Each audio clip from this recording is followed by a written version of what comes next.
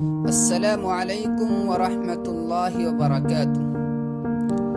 عزیزان گرامی، آج امت کے اندر اردو زبان کے تعلق سے جو بے رخی پائی جا رہی ہے اور نظر آ رہی ہے، اس سے ایسا معلوم ہوتا ہے کہ مستقبل کے اندر کوئی اردو زبان بولنے والا باقی نہیں رہے گا۔